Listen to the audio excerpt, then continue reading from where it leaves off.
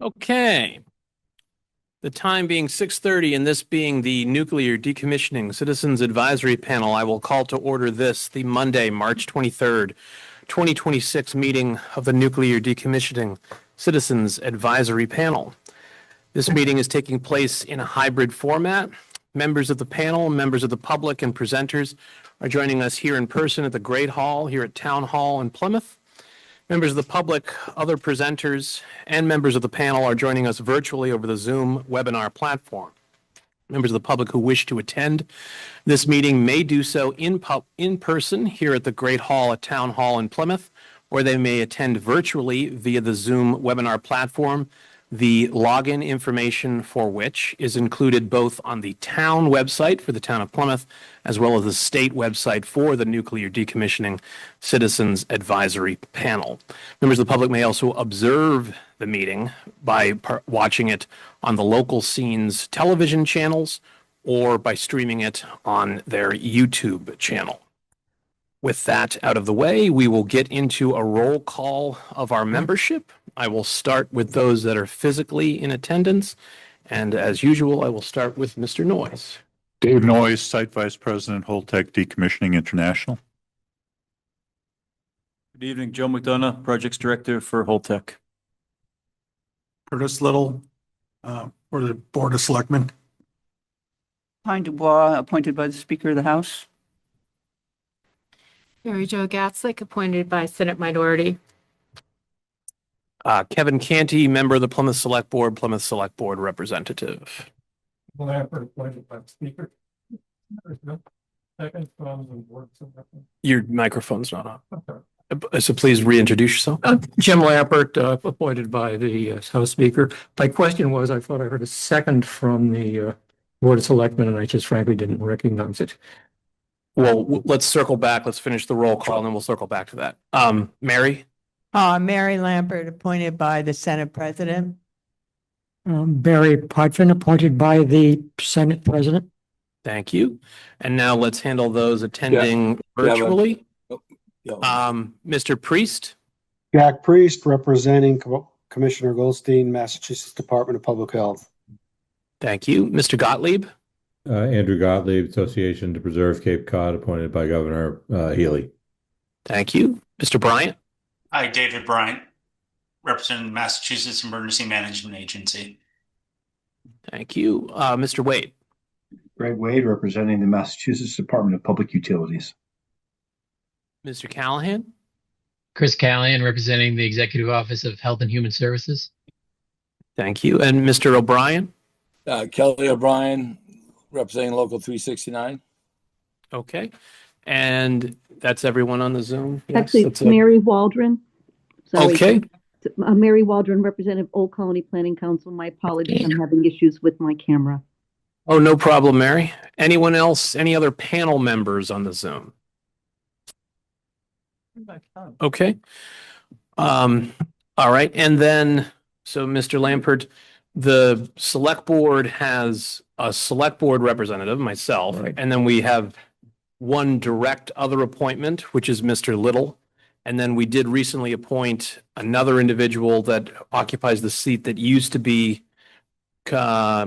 someone from the Nuclear Matters Committee, which was a prior Town of Plymouth committee that predated NDCAP and did some duplicative functions that had problems maintaining a quorum for a prolonged period. But because of the way that the state statute is written, that seat was assigned to that committee. So now the town of Plymouth has solved that issue by that committee is only that person. And they are automatically on the NDCAP since we can't change the state statute. So I assume that the new one is really Henrietta's seat. Actually, I can't figure out. Mr. Kerr has Henrietta's seat, actually. So this seat has been vacant for an extended period. Hey, thank you. And is Mr. Kerr in attendance? I did get him the information, but I'm not sure. He hasn't attended a meeting yet, so just want to make sure he's not sitting in the audience. Okay, and he's not online. That's okay. If he comes in, we'll welcome him at the time that he arrives. But with that out of the way, we will move into the next item of our agenda. The next item of our agenda is a reading of 14 CMR 188.00. So this is an act to promote energy diversity. The panel shall serve in an advisory capacity only and shall not have authority to direct decommissioning of the Pilgrim Nuclear Power Station.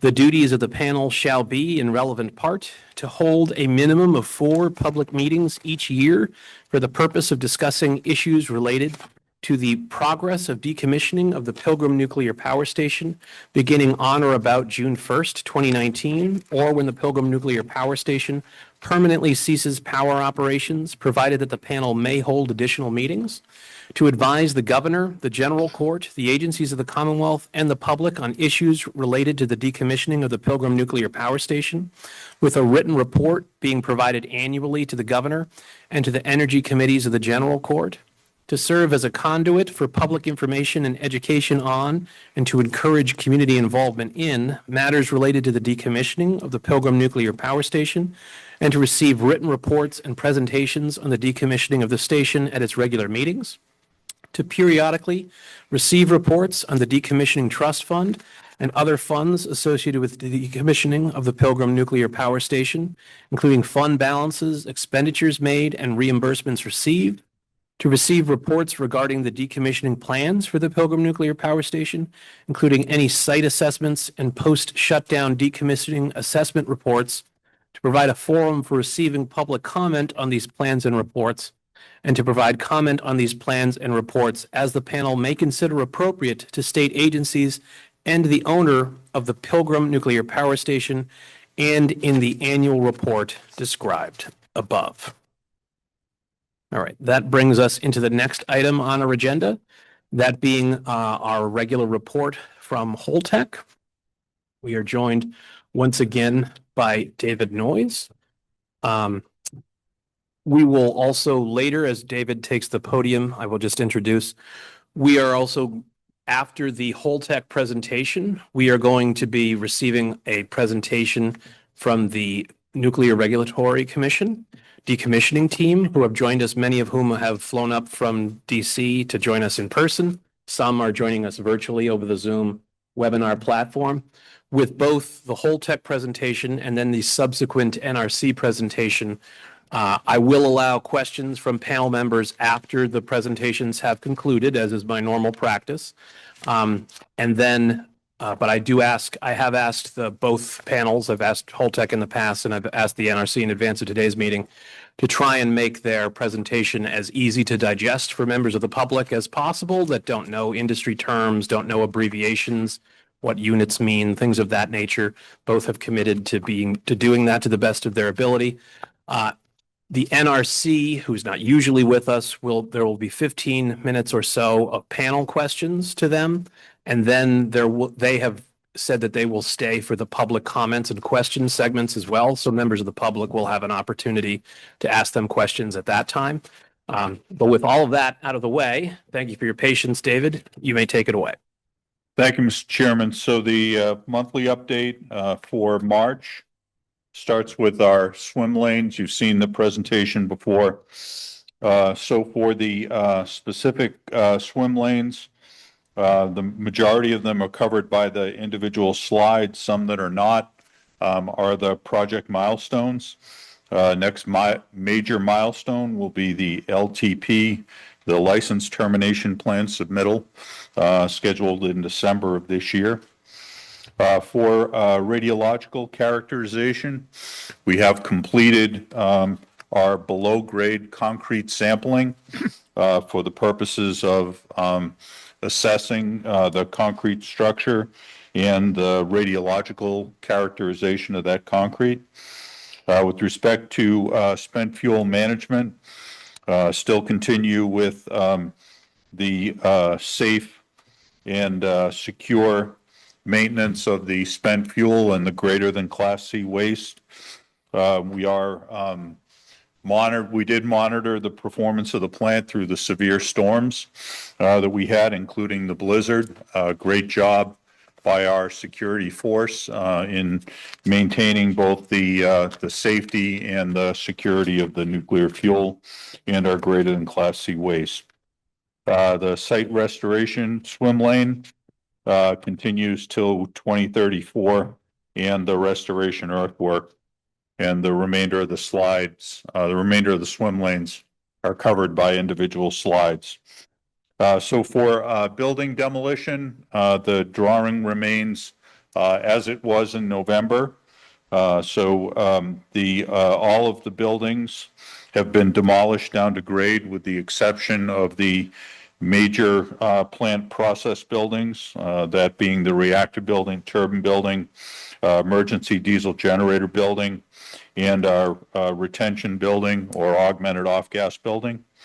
Also shown in the picture are the buildings that are scheduled to remain following site demolition, the plant's administration building, and the below-grade portion of the plant intake structure.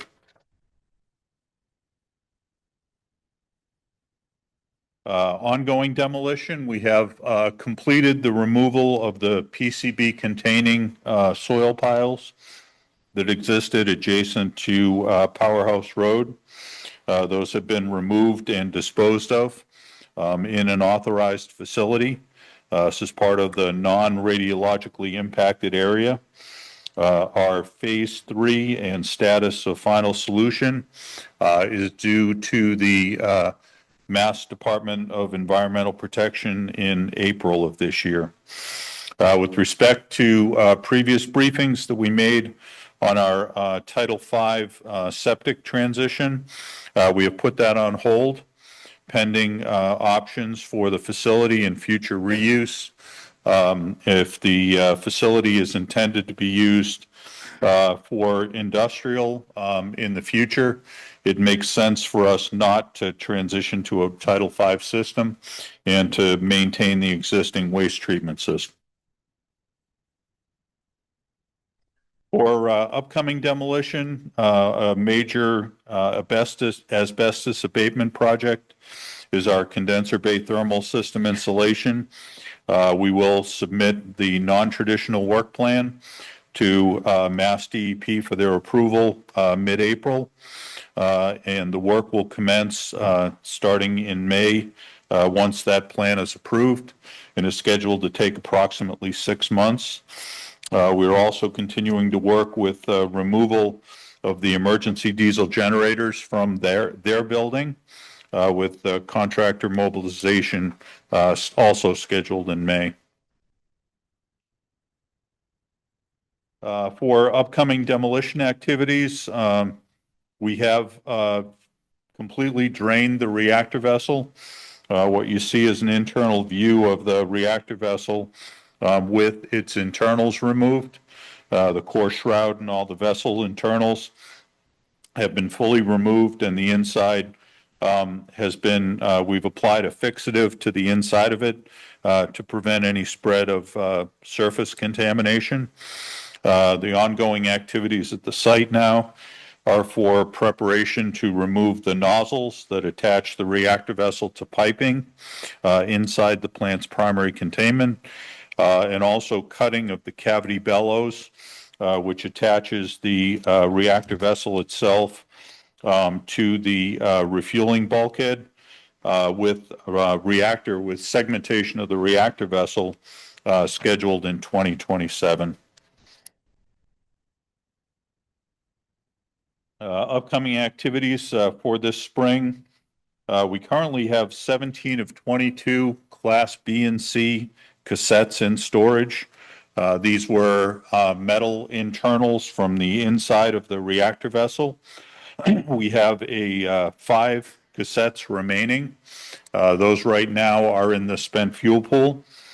This spring, we will transfer those 5 cassettes to the Legio on-site staging facility, where they will be staged pending our submittal and the NRC's approval for the transport system that will allow those cassettes to be shipped to WCS for ultimate disposal.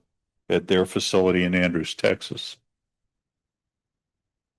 For the on-site water volume update, as I said, we drained approximately 120,000 gallons from the reactor vessel. That water went to the Taurus in December. The on-site water volume effective this week is a little under 800,000 gallons. I do have a mistake that I need to correct from the slides that went out for the January meeting. The January meeting slides correctly identified 800,847 gallons, but identified the date of that as 11/21. The date was actually January 22nd. So the date had not been updated, but the value was correct. The heaters in the spent fuel pool remain energized, and they will be secured in mid-April following a period where we no longer need to provide that supplemental heating. For our regulatory update, the NRC exited the third and fourth quarter 2025 inspections with no violations of more than minor significance.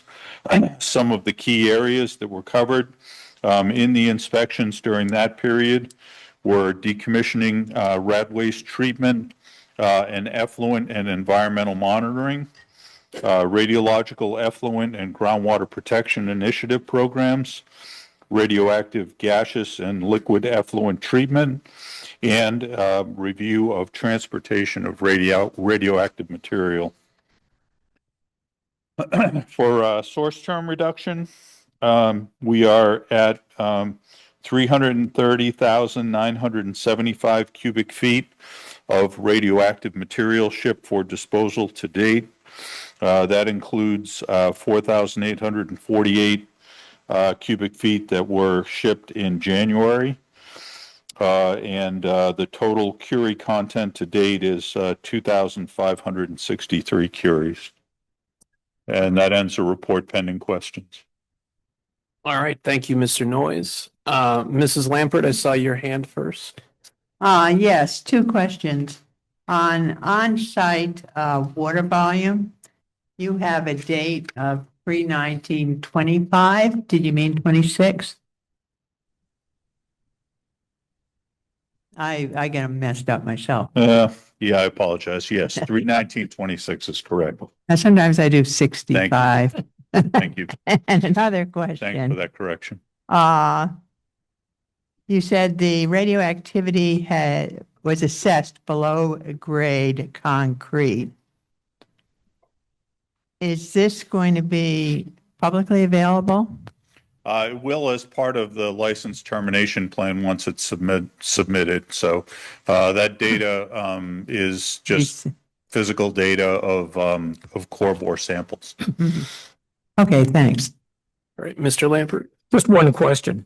The president's executive order of last May says, quote, "The NRC shall undertake reductions in force." Has there been any reduction in the number of NRC people at Pilgrim? We have not seen any change in the NRC engagement at Pilgrim. Thank you. Okay. I saw Mr. Gottlieb next to them. Yeah, thanks. Dave, so if I got your numbers right, about a 10% reduction in the volume of water over the course of this past winter. Is that right? 880 to around a little under 800,000.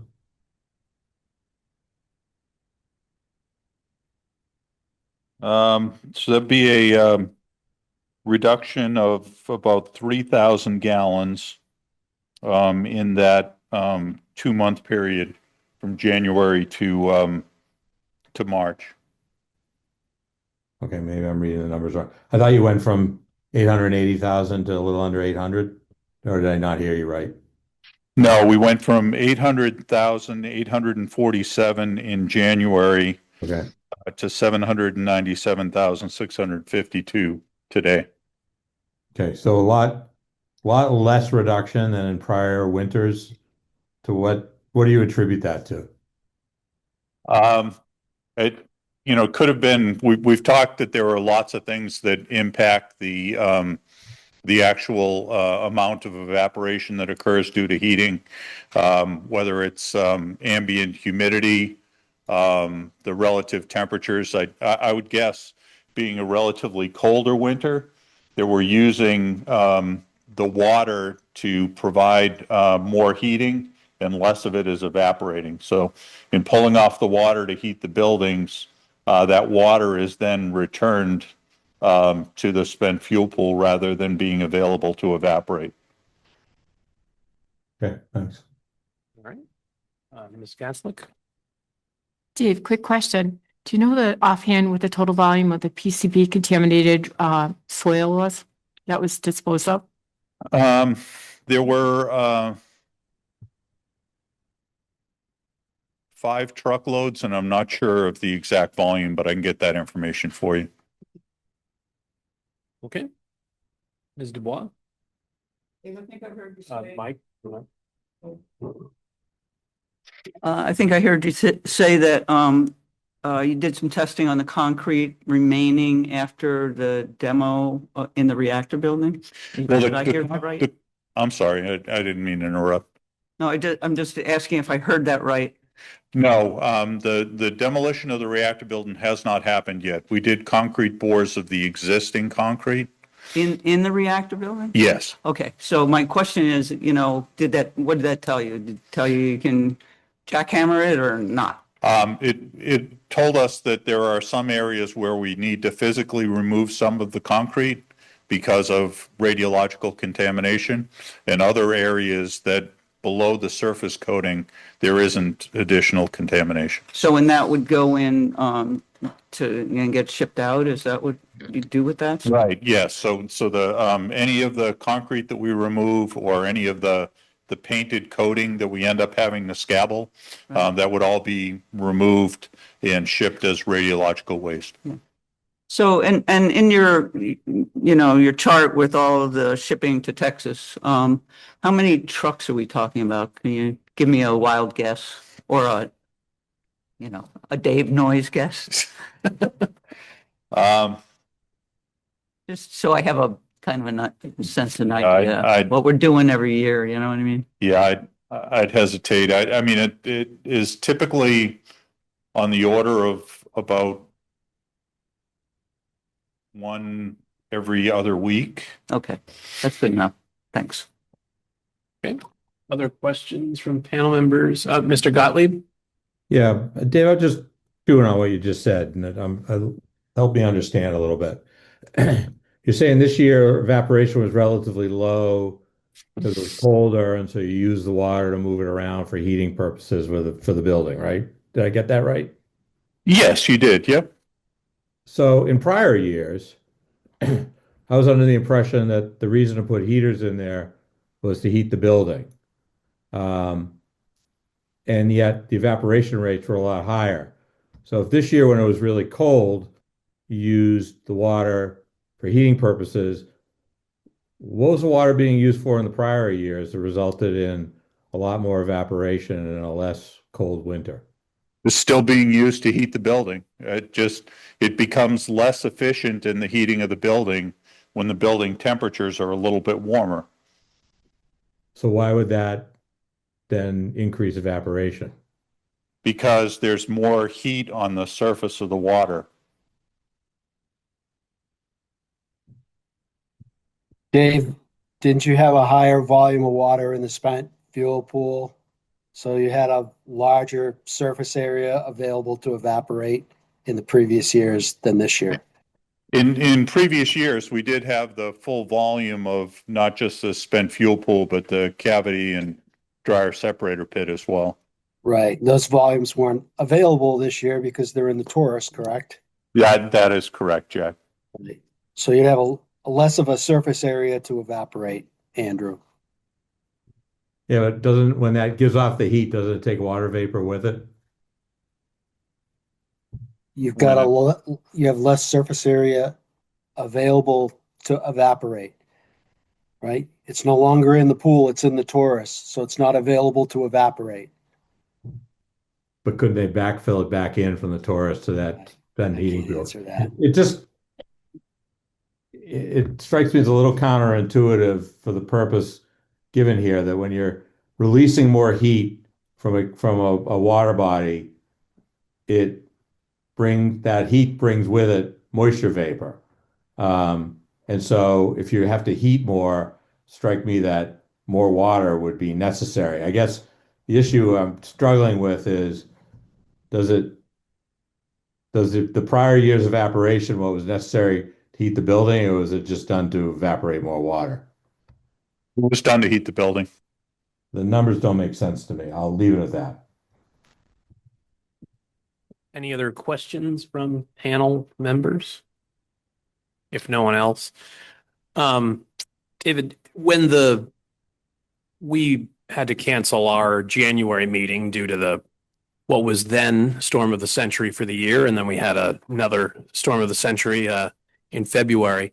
What, if any, impact did that have on the progress of decommissioning on the plant? And because I know that large portions of the town in February didn't have electricity, there was many road closures and trees down. What, if any, impact during the two major storms did that have on the decommissioning process at the plant? It hit a period of time where we were heavy into the planning for upcoming activities. The spring of this year, the BC Waste Campaign, the work that we're going to be doing on the thermal system installation. So it really didn't have any direct impact on the work of decommissioning. But I'm sure, like everyone else's budget, the snow removal budget impacts the ability to, in a way, it's going to draw more money from the decommissioning fund in order to be able to keep the parking lots clear and right. But not appreciable, not anything that's going to jeopardize the work going forward. Okay, and was the work paused at all for I know a couple of days wouldn't set it back meaningfully, but was It was for a couple of days. We diverted resources to snow removal, to supporting the security organization on the ISFC. Okay. So, okay. Thank you. Appreciate that. Last call for any questions. All right. Thank you very much. All right. So that brings us to the NRC decommissioning team presentation. So your presentation is up behind this one. If you can alt tab to it if you give me a second.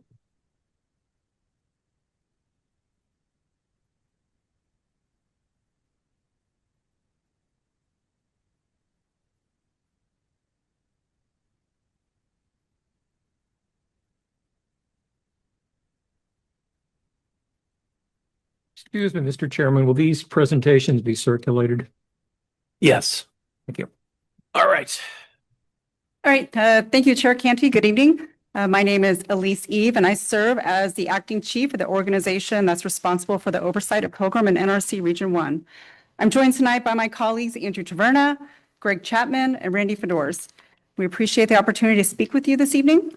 And as the chair had mentioned, I'd like to acknowledge we do have a couple of NRC folks in the audience as well as participating virtually. All right, tonight's presentation will address the topics requested by the panel. Andrew will provide an overview of the decommissioning inspection results. Greg will discuss partial site release regulations. Randy will discuss environmental monitoring, and I will present on spent fuel storage and safety, and I will address public engagement. I will now turn it over to Andrew.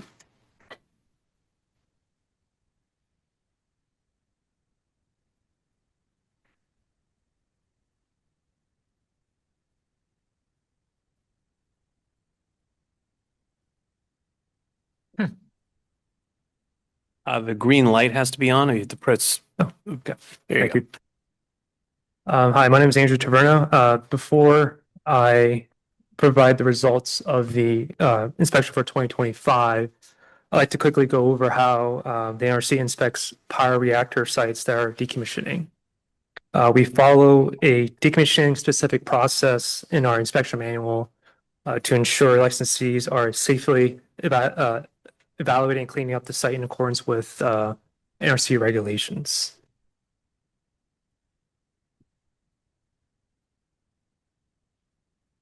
So we schedule our inspections to be on site as much as we can during higher risk activities. We do have the authority to look into great detail at a variety of licensee activities and programs. We have regular meetings or calls with the licensees going over current site activities and upcoming activities. For Pilgrim, for example, we have regularly scheduled meetings every 2 weeks. So as the amount of and the complexity of the decommissioning work increases, so does the number of inspection activities commensurate with the risks.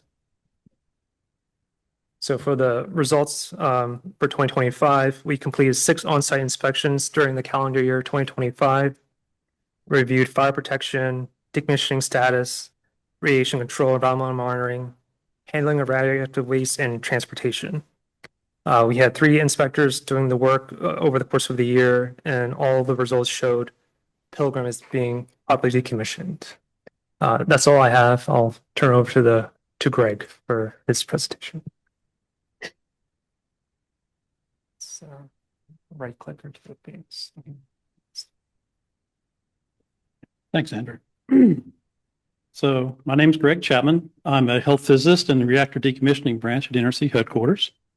And I'll be discussing the standards and regulations that apply for unrestricted site release. And that's what's anticipated for decommissioning the Pilgrim nuclear plant site. So there's quite a few regulations that apply to both the nuclear power plant as well as decommissioning. And this is a short list that covers most of those applicable Pilgrims decommissioning. This includes the radiation dose limits to protect the public, decommissioning criteria, regulations that establish what goes into a license termination application, and the evaluations that must be performed. The regulations pertaining to site surveys and monitoring are also up there.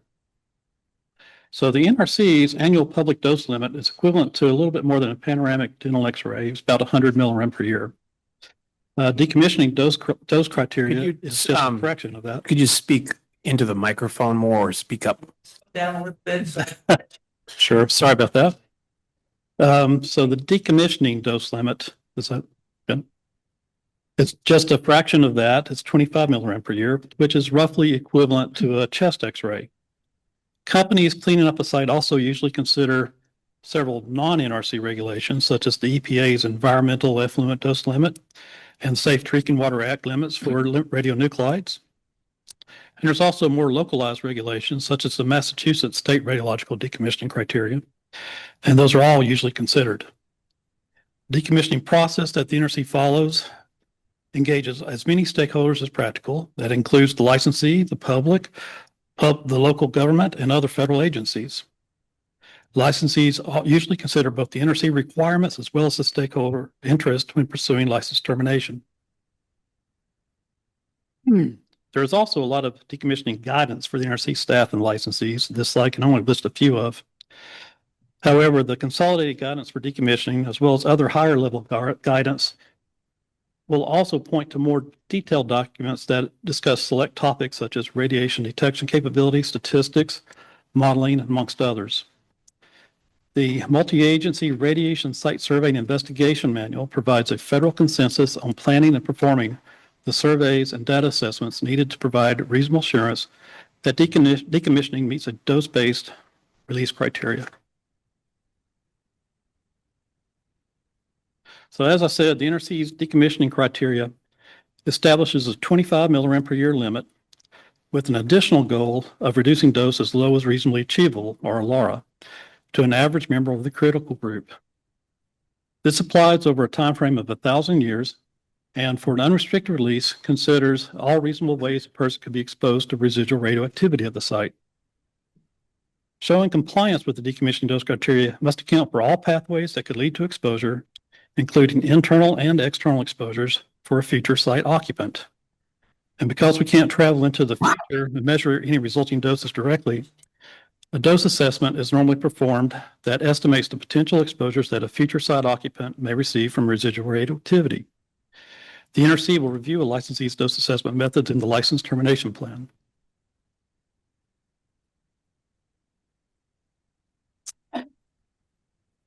So a dose assessment considers multiple sources of information. This includes an estimate of the remaining residual radioactivity and a conceptual model of the site.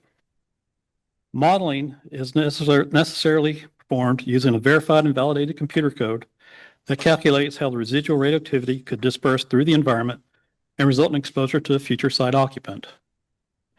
Exposure scenarios are developed and justified that describe the behaviors of the average member of the critical group and are also incorporated into the modeling.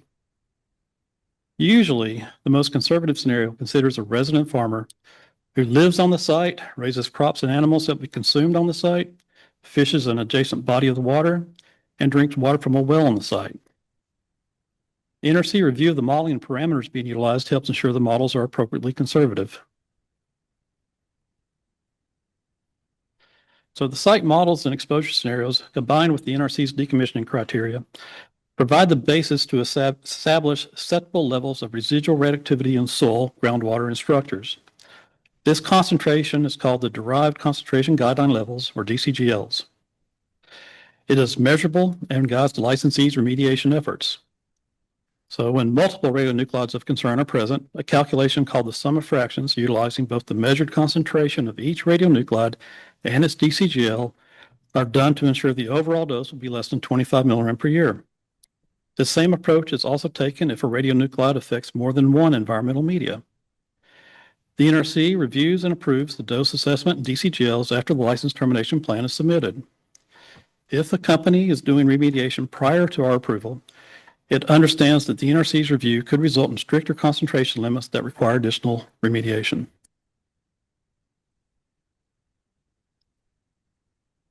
So even after the NRC terminates the license and the site is released, if new information is obtained about residual radioactivity posing a significant risk to public health and safety, the NRC may take action to address the situation. This could involve orders or the threat of orders to reestablish a license until the site is remediated to meet the decommissioning criteria, with all that's involved. In the past, some site owners have employed contractors holding an NRC license to perform needed additional remediation to avoid becoming a licensee. So with that, my discussion is at an end. I'd like to turn the presentation over to Randy. One or two questions? We're holding questions until the end, Jim. Thank you. Hi, my name is Randy Fedors. I'm a hydrologist in the reactor decommissioning branch. Could you speak into the microphone, please? Hi, my name is Randy Fedors.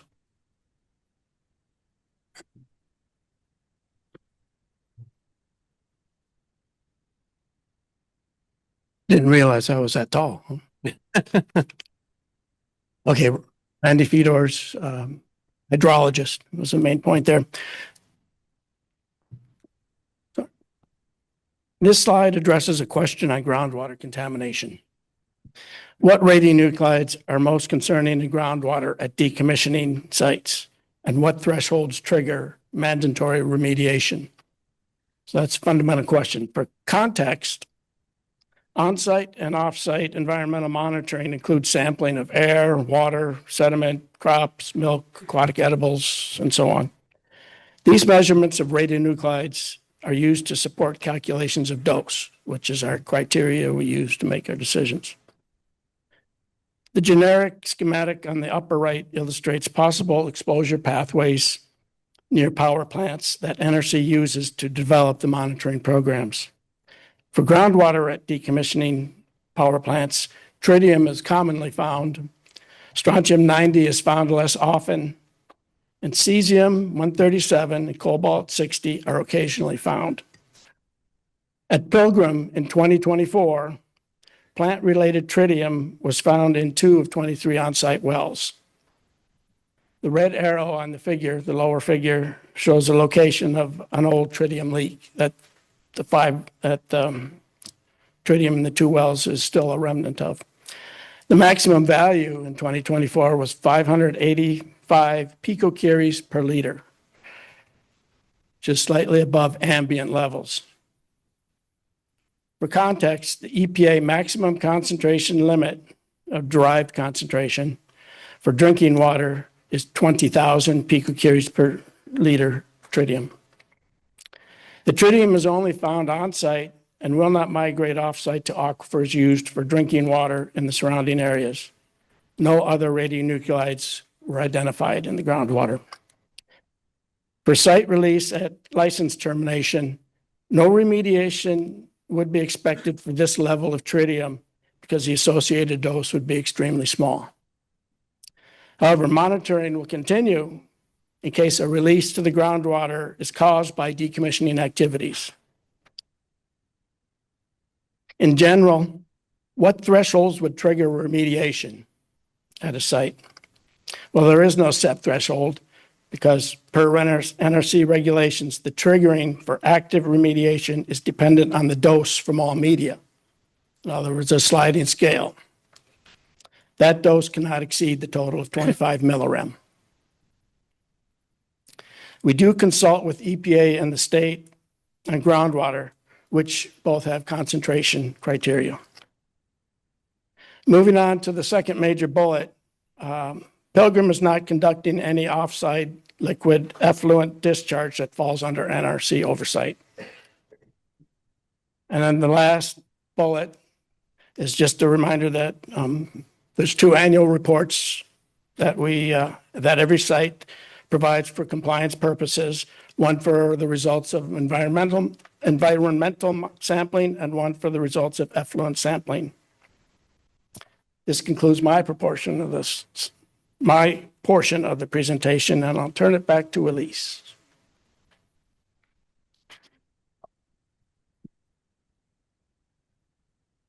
Thank you. All right, thanks, Randy.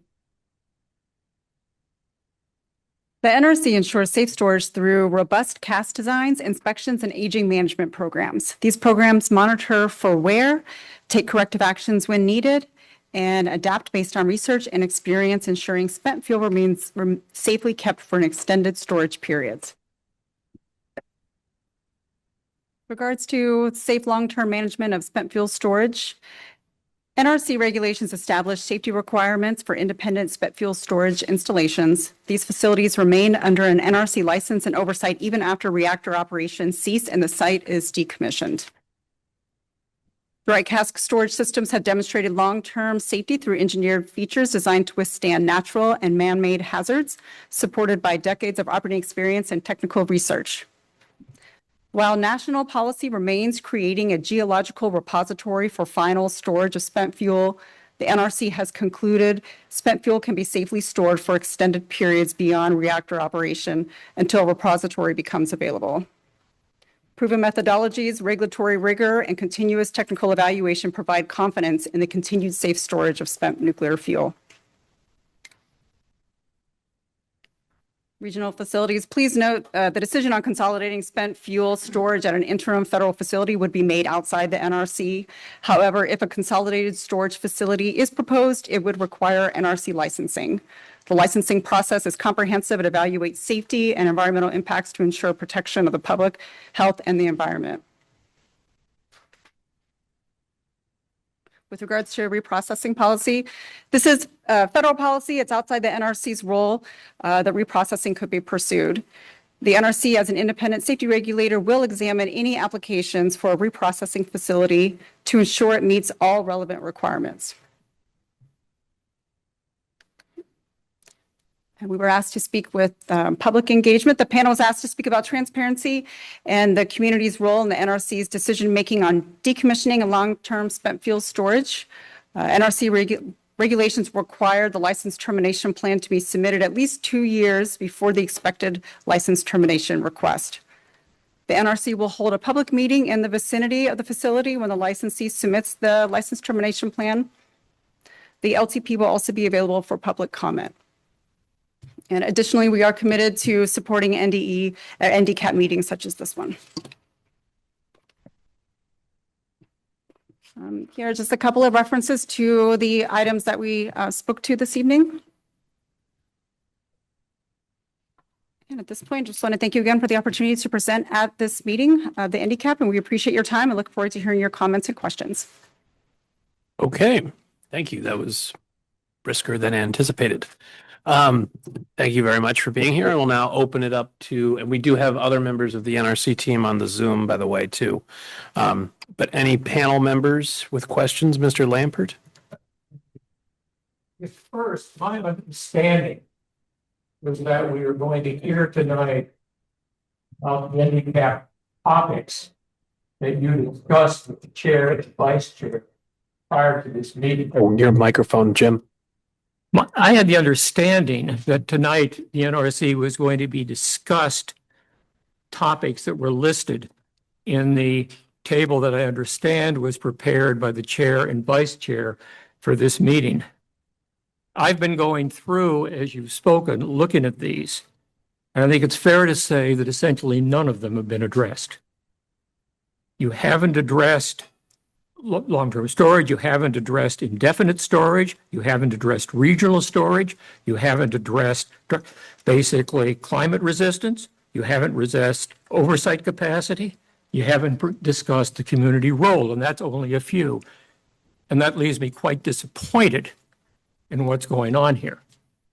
Second, I have 2 or 3 specific questions. I guess the first one was for the first speaker. You talked about the 25 millirem level. Oh, he's over here. Sorry. Are you aware of a settlement agreement between the state and Holtec?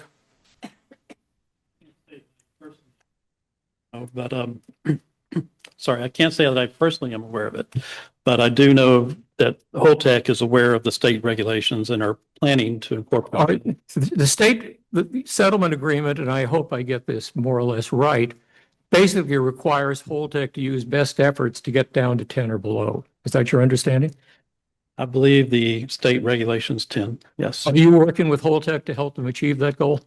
No, Holtec is in control of their own decommissioning. How many decommissioned plants meet that goal? Do you have any idea? There's quite a few that typically go to meet the state regulation as well. And what state regulation? Because obviously the numbers get important. There's several that are 10, 15, California 0. So.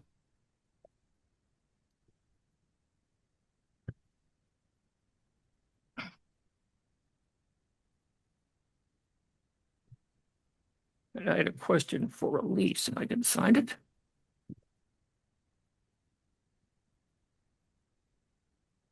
Let me move on. Just a number of other basic questions. And I'm not sure who is the person who's most knowledgeable about these, so at all. I assume the NRC is well aware of the president's executive order last May. Because it's obviously caused you guys one heck of a lot of work. One part of that order says the NRC shall undertake reductions in force. How many are now employed by the NRC as compared with the number employed a year ago? Good evening. My name is Scott Burnell. I'm the agency spokesperson for our Region 1 office in Philadelphia. The best way to answer your question, Mr. Lampert, is the agency has approximately 500 fewer employees than it did on January 20th, 2025. And out of a total of what, just for some comparison? The numbers would be best provided to you after this meeting. I do not have them off the top of my head. I don't expect you to have everything. Dave Noyes said there had been no reduction in the number of NRC people involved at Pilgrim. Are there any planned reductions? No, not at this point. We, just as Andrew kind of alluded to, we schedule our inspections based on risk significant activities ongoing at the site.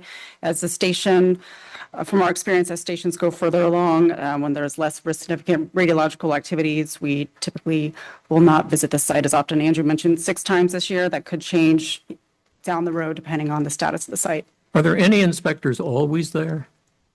No, we don't have any inspectors that are always there. So how often are they basically there just to get a feel for the level of oversight? Like once or twice a quarter. I'm looking at Andrew, my expert. Excuse me, just I'm sorry, once or twice a quarter usually. And how many would and that be once or twice a quarter? I'm sorry? How many people would show up once or It twice? depends. It's like we'll have 1 to 2 depending on what activity is happening and if we need specific expertise to come up and observe the activity. Okay. One other thing in the executive order, the LNT and ALARA models are flawed. My understanding is that if you put the United States to one side, every other country with nuclear power uses ALARA. Is that correct? And I'll be perfectly happy to send somebody a list of the ones that I have, and you can cross-check it for me. I can't say that every country does. I have no knowledge of every country, but I know the International Council on Radiation Protection. Sorry, I can't speak for every country, but the International Council of Radiation Protection, which is where we typically have pulled our regulations from, or they base theirs on ours, one or the other, has had it incorporated into it for a long time. Well, if I sent you a list of all of the ones that my research, and granted AI is never completely reliable, could you verify and get it back to us? Yep.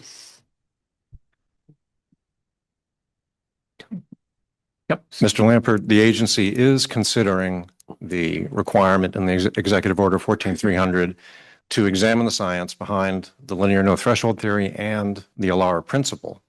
So on that basis, we are considering the available information. And as that rulemaking moves forward into a public comment period, our proposed rule will be made available, including its supporting information. That actually leads me to another question. If you put what I will call industries, not intended to be pejorative, to one side, what data do you have showing that the LNT model is wrong? As the agency is considering that rulemaking and the matter is before the commission, we have to wait until our proposed rule is made available for public comment. So do you, as you stand here today, do you know of any non-industry data or information showing that the LNT model is wrong? The information that the agency is considering as part of the rulemaking will be made available with the proposed rule. That wasn't quite my question. I understand. I think you've received the answer you're going to receive. That may well be, but I think I'm permitted to follow up and see if I can get the answer to the question, all right? I think you've done that twice. If you could move forward. I would like to make one more attempt. Surely. The information that the agency will consider will be made publicly available. So you will have the opportunity to consider the same information that the agency considers. And that will be when you issue the proposed rule? Correct. Do you have any idea when that's actually going to be? The matter is before our commissioners. Once they complete voting on that, that is the point at which the proposed rule will be made available. That is the target date. It is before the commission, and they will take up that matter once they complete their voting. There was a recent Politico article discussing the president's order and its effect on the NRC. One of the things it said was that the draft rule would discontinue ALARA technology, the linear no threshold model, and a 2 milligram-hour dose limit from NRC regulations. As you stand here today, do you have any reason to think that all of those will not be eliminated? Once the proposed rule is made publicly available, you will see the agency's attempt to comply with the executive order. In other words, you're not really in a position to comment on what appears to be insider information in the Politico article. Is that fair? As the matter is before the commission and the commissioners are voting on it, we are unable to provide additional information. Going forward, will the NRC use ALARA? That will be discussed in the proposed rule. And the same, I assume, is true of the linear model. That is correct. Okay. Mrs. Lampert. Yes, back to the president's May 23rd order. 5G says revise the reactor oversight process and reactor security rules and requirements to reduce unnecessary burdens and be responsive to credible risks. I hope you'll bring back a overused statement, just say no. The reason being the risk of terrorism, which is the major threat for dry gas ISAFEs, which we're concerned with. The instruments of attack have certainly been demonstrated in Ukraine and Iran to be significantly improved. That being the use of drones carrying missiles. And so that has to be a consideration of not reducing security risk, but increasing.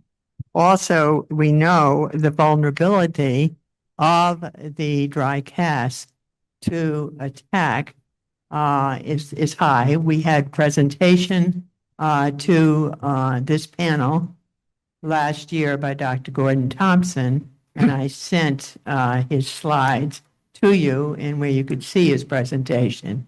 There was a similar presentation by Dr. Lyman of UCS to our legislature, both pointing out that the dry casts are vulnerable to attack, and they both mentioned drones carrying missiles, and also the consequences of such attack. And so because of the increased threat environment, we know that terrorist attacks are not decreasing, rather they're increasing, then that has to be a major focus in response to what the president ordered. 5B of the president's order was, as was mentioned by the prior speaker, to reconsider the LNT, and which is the dose model, linear, no threshold, that being that there is no amount of radiation that does not have an impact, and there is a linear response, and ALARA. And it seems quite clear that we do not need more radiation. Rather, we need less radiation. And I am basing this on the fact that here at Pilgrim, there have been statistical analysis done by the Massachusetts Cancer Registry, which indicates that we have increased radiation-linked cancers in the host community in Plymouth, and also communities impacted, such as where I live, 6 miles across the bay in Duxbury. For example, the cancers reported in the Mass Cancer Registry they do it from 2000 to 2020. The most recent, 2016 to 2020, show with Plymouth, they have a statistically significant cancer rates in all cancers. Statistical significance in thyroid cancer, in leukemia, in brain and nervous system cancers, above expected in pancreas, multiple myeloma, and lymphomas. In Duxbury, in my community, which is within the 10-mile former EBZ, above expected in thyroid, leukemia, multiple myeloma, non-Hodgkin's, and Hodgkin lymphoma. And if you go all the way back, the same pattern exists, indicating proximity to Pilgrim and an increase in radiation-linked diseases. This was confirmed in a case-controlled study by Massachusetts Department of Public Health, the Southeastern Massachusetts Health Study, that showed a fourfold increase in leukemia the closer you lived or worked to Pilgrim. They studied 5 towns, including mine. You can tell I'm interested. There are also 2 recent statistical studies out last year showing by the Harvard School of Public Health and also by a Dr. Marco Kaltofen. And Marco pointed out by dust and soil samples of the prevalence of radionuclides off-site that are directly linked to Pilgrim. And also the Harvard School of Public Health study showed, again, the closer the proximity to Pilgrim, the increase in cancers. This is a pattern that began in the 70s and continues to this day. Therefore, I think we can conclude that we need less radiation not more. And I would hope you would bring that back in consideration of what the president wants and states that he wants to make it, the whole order's purpose is to make it cheaper for the licensees and to speed up licensing of new reactors. But the role of the NRC, despite the reduction in forces and Hansen having left, et cetera, is primarily to protect public health and safety. And so, please, no tobacco scientists. Other questions from panel Chair? members?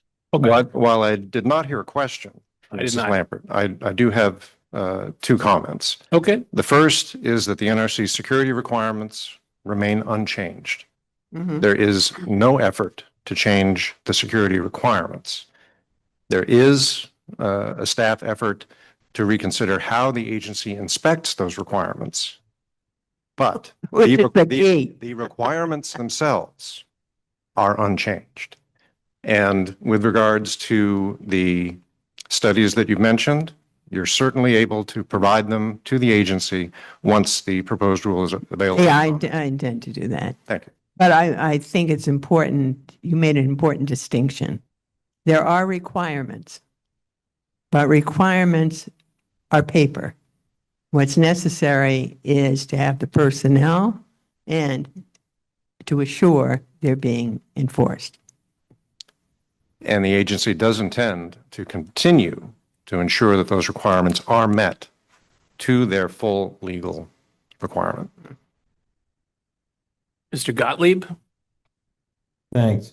Not sure who to address this to, so forgive me.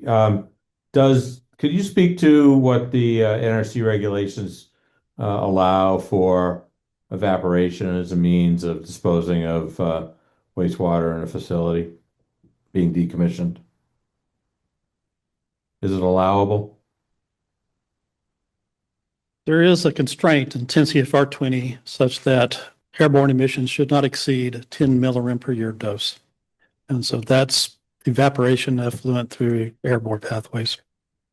And does there require your approval of that as a primary means, or if not, how is that monitored?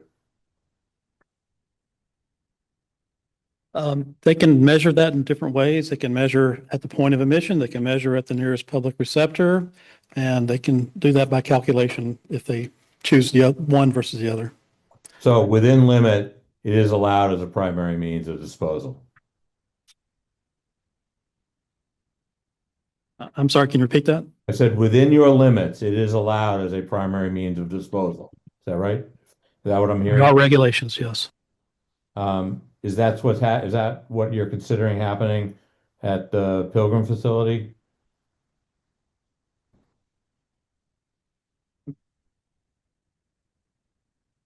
As we described in our presentation, Pilgrim is currently not conducting any discharge of tritiated water from the site. Not through the atmosphere? Evaporation is a normal process, and as Greg described, if that is occurring, it must be measured and it will be documented. We've been told on numerous occasions that A, it is a natural process, and that B, the heating of the water is inducing additional evaporation. So have you evaluated the release to determine its compliance with your regulations? I will answer yes, that is before my time, but I know we have had inspectors that have evaluated the evaporation to confirm it was within our regulations. And to address your question, we don't make an assessment of what the licensee's primary method is for effluent release. As Greg explained, as long as it's within our regulations, it's acceptable to the NRC.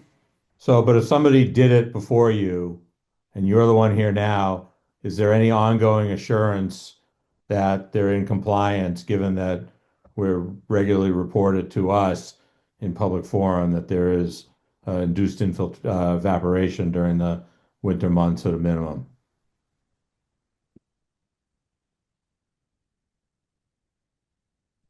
I mean, you're the ones doing the inspection, so who knows the answer? They document, as Randy mentioned during his presentation, the REP report, the environmental as well as effluents that are being generated, and those do get inspected every year. So is the NRC willing to make an affirmative statement that the evaporative loss and the introduction of tritium to the atmosphere associated with that falls within your regulatory thresholds? I'm not aware of any inspection findings that dispute that. So That's not an answer. Is there an affirmation that they're in compliance? And if so, what's that based on?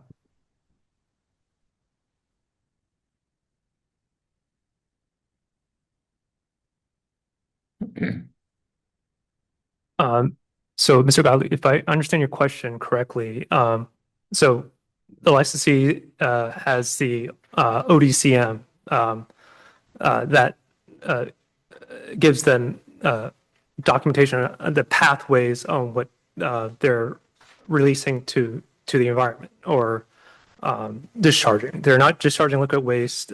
We do look at their environmental monitoring reports. Like that's what we did last year and the previous inspectors. So based on our reviews and from previous inspectors, there were no issues associated with the what you're ascribing to about the evaporation, as you mentioned. So I'm not a nuclear regulator, so I'm trying to just understand this in terms that a typical person might be able to understand. Is it the NRC's finding, based on its review of Holtec compliance reports, that the amount of radiation that accompanies evaporation out of the facility complies with your regulations or not? Yes, we have not had any issues based on our reviews of their reporting. And just to be 100% clear, that has been one of the factors that was incorporated into your review. Yes, like if I understand your question, yes. Thank you. Not that hard. Thank you. Yeah. Thank you. Other questions from panel members? Ms. Dubois, your mic. Thank you again for traveling to our coastal community. I am glad to hear that you still retain a license for the spent fuel, the ISFC. I'd like to really understand the regulatory division, if you will, or the assigned roles that the NRC has relative, I think, to the DOD. Is that right? DOD has some regulation, or is it the Department of Transportation? Who else helps us contain and, stabilize and ensure the safety of the independent spent fuel? The NRC sets the requirements to ensure that the spent fuel is safely and securely stored until the Department of Energy takes possession of that spent fuel and places it in a permanent repository.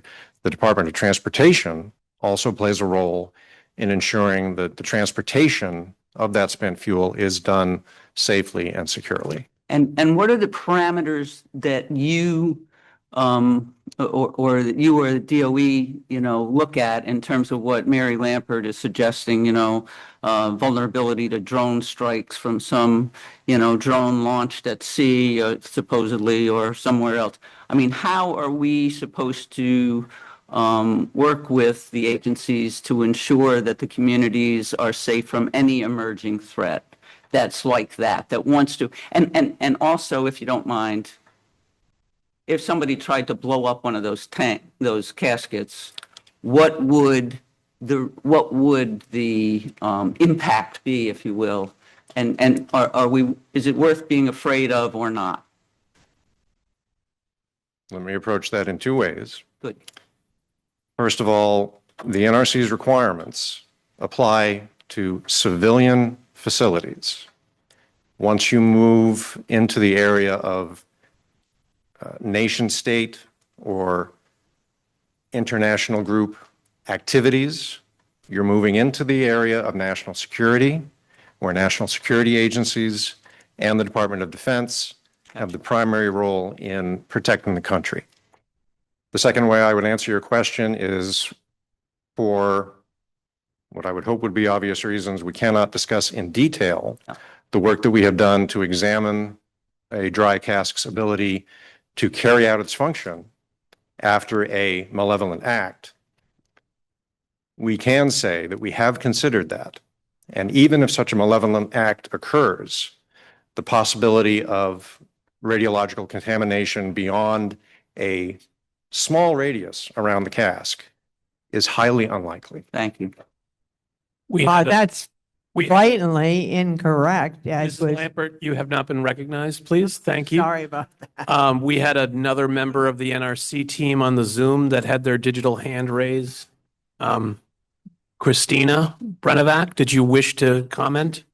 Yes, I just wanted to add to what Scott said. Are you able to hear me on? Yes. the Zoom? Yes. Great. As Scott mentioned, the NRC does coordinate with the U.S. intelligence community, the military, and the Department of Homeland Security to understand any changes to the threat environment, including the capabilities of the adversaries, as was brought up earlier. So the NRC does coordinate with those other agencies and parts of the U.S. government to understand any changes to the threat environment, to determine if any changes are needed for our facilities to protect them and what they're doing for physical security. So just wanted to add that as a addendum. Okay, thank you very much. Yes, Mr. Little? Just want to make sure that I understand this. Speak into your mouth. I understand this correctly. We've heard tonight that the site is going to have an NRC limit of 25 millirem per year to a resident farmer, theoretical farmer. In the state, we're probably, I'm not familiar with the contract or the agreement, is down to 10 millirem per year. Going forward, would any of the proposed changes in the linear no threshold model or ALARA or impact those numbers? They typically have to submit all their plans in the license termination plan. And if that's the point where we would actually be able to see their ALARA address, how they're going to address ALARA, and sorry? Can you just speak closer? So they're going to lay out all their per year, plans or for 25 million per termination year, in the so- license termination plan. That includes what land use scenario they're going to evaluate against, how they're going to demonstrate ALARA. All of that's going to be in that plan, and we'll see that in the future towards the end of this year, hopefully. But I guess my question is any changes in the ALARA or used is not going to change those numbers for decommissioning of the 25 millirem per year limit, or the state agreed 10 millirem per year limit? Is that ALARA usually tries to push down below, and there are certain situations where we've acknowledged just meeting the limit is ALARA. For instance, soil to be if you're remediating soil and disposing of it at a licensed termination or licensed disposal facility, that is acknowledged already as being ALARA, just meeting 25 millirem. And if the licensee chooses to meet with the state and go to even lower level, that's just, in our view, even more ALARA. Thank you. Any other? No follow-up? Okay. I saw Mr. Priest next, and then Dr. Potvin will be next. Jack, you're muted. I just wanted to address Curtis's question. So the settlement agreement and that section is available online. I think there's also a link on the NDCAP page. So the state negotiated with Holtec. They will submit their termination plan demonstrating how they will meet 25 millirem. They've been looking at their DCGLs with even a more restrictive model. They're looking at and what we agreed to was a basement model, not just the resident farmer model. So any change that's as a result of the executive order to the NRC regulations, we have a more restrictive agreement in the settlement agreement with Holtec. Okay, thank you. Dr. Potvin? Yes, I just wanted to add some more information since this was brought up by another speaker. The Massachusetts DPH cancer incidence data is actually a standardized cancer incidence data, and I'll read you exactly the description of that.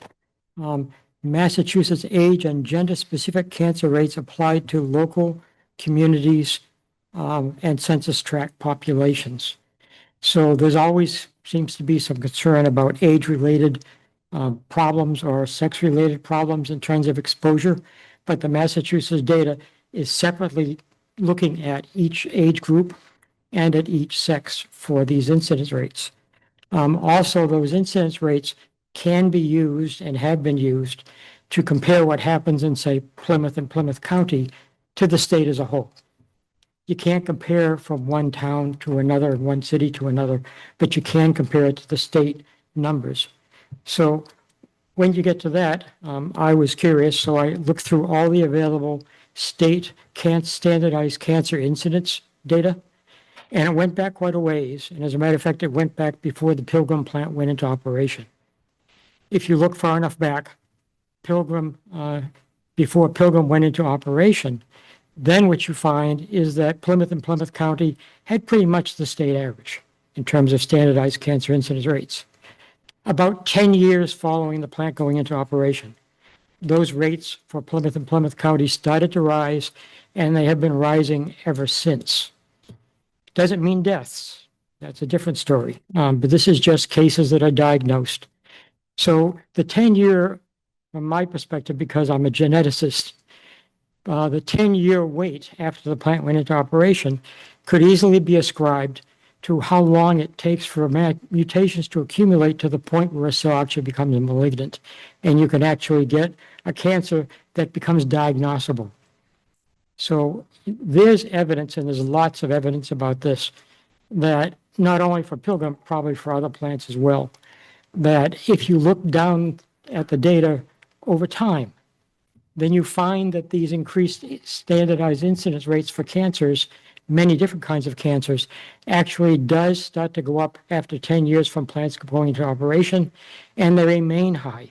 I would anticipate that they might eventually start to drop, but so far they haven't. So that was just information that I wanted to share with you. I was also very curious about your statement that even after the license is canceled, that the dry casks are still under supervision, and the responsibility for inspections goes to whom? Does it go to DOE? Does it go to DPH? Does it go to NRC? Who checks the status of the dry casks? NRC. Yeah, after we call it a Part 50 license is terminated, there is still a license that associated with the ISTA-C, and we do have security inspectors that perform those inspections and oversight of those. Okay, and do those inspections also include monitoring increased temperatures or release of radionuclides in the air, which is circulated through those casks to control the temperature increase? We do have, in addition to security inspections, we do have folks that do age management inspections as well. Okay, and how often are they done? Once every year, once every 5 years, 10 years? Once every 3 years. Every 3 years. Okay, thank you. Other questions from panel members? Anyone that hasn't spoken before first? I don't see any. All right, Mrs. Lampert. Yes. You mentioned, which is a good thing, there is aging management programs, which says that they aren't completely safe, I would think, because if they were safe enough not to get cracks, not to have stress corrosion cracking, which you can have in a marine environment, then you wouldn't need an aging management program. So we know there is a risk. But what I wanted to get straight is you mentioned that if there were an attack by either a resident of the United States or an adversary from another country, that the impact would be small. We have had two independent experts, Dr. Gordon Thompson, who spoke to us, and there's a slide showing the impact of a missile that is obtainable today and can be carried by a drone, for example, or shot off-site from Rocky Hill Road, that using U.S. Army example of what happens when a missile hits a thick concrete building with some steel, that it was obliterated. So therefore, there is evidence out there that if an explosive is placed and penetrates, that you can have significant impact, not minimal, but significant. And the numbers were given here to us, and they've been given to NRC numerous times. And Dr. Lyman gave the same data to the Massachusetts legislature. And so I just wanted to correct that. I think it's important really for the agency who we depend on credibility. Thank you.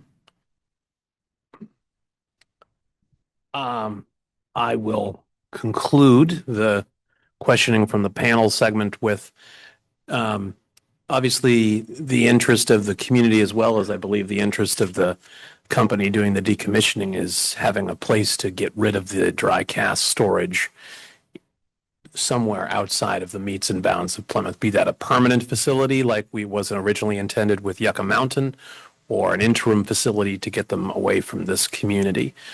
Are there any updates that you could provide about the status of off-site storage for the nuclear waste that is currently stored on the site of the former Pilgrim Nuclear Power Station? The best answer that I can provide is the NRC did issue licenses for consolidated storage facilities, one in eastern New Mexico, the other in West Texas.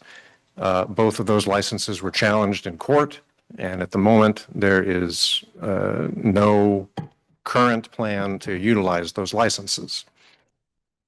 With regards to a national permanent solution, the Department of Energy is the agency that would be best able to answer the question of where that process stands. Mm-hmm. At this point, DOE is considering its options and have not communicated to the NRC how they intend to carry out their statutory requirement to take possession of the spent fuel. Okay, thank you. All right, Mr. Chair. Dr. Poppin, briefly. I'd just like to add that I happen to know that at least in the case of, I believe, Finland and maybe Switzerland, already have these sites for disposal ready. I think Finland has just started to use it. And I believe a number of other countries are looking into doing the same thing. Why is this taking so long in the United States? Nobody wants. You are correct. Finland has opened its permanent geologic repository. That is the only country I am aware of that currently is operating a facility. I do not know the status of whether or not they've actually placed any spent fuel in the repository. We do not have enough time this evening to go over the entire history of Yucca Mountain. That is the shortest answer I can give you regarding where we are with the United States. Okay. Thank you, Mr. Kennedy. Thank you. We will now move on to the One public. question, Mr. Kennedy, if you please. I do not, please. We have exceeded the time for this particular segment, Mr. Lampert. All right. So the NRC has committed to stick around for the public questions and comments section. So I appreciate that. Thank you for your presentation and your answers to panel members. We will now open the public comment section of the meeting. The panel has allotted 30 minutes on our agenda for the purpose of public questions and comments. During this section of our agenda, any member of the public may make a statement or ask questions of members of the panel. Each speaker during this segment will be given up to 5 minutes to make their statement or ask questions. This speaking time will include both the statements of the speaker and the time panel members spend answering any questions that are posed to them. If a speaker exceeds their 5 minutes of speaking time and wishes to speak for additional time, they will be offered up to 1 additional minute to finish speaking, or if they want more than an additional minute, they can ask the panel for their desired amount of time. But speakers are reminded that pursuant to our enabling statute, such a request will require a majority vote of the entire membership of the panel in order to succeed. Once 30 minutes have elapsed, the panel will not invite further speakers to speak. However, any speaker that has already started speaking prior to the 30-minute mark will be given the same speaking time and opportunities afforded to prior speakers to make their statements or get answers to their questions. As is my normal practice, I will prioritize public comment and questions from members of the public that are in physical attendance. Are there any members of the public that are in physical attendance that would like to give public comment or questions? If you could take the microphone, and when you are asking a question, I don't expect you to know the names of all the NRC people, but if you could direct whether the question is for the NRC or a panel member, that would be helpful.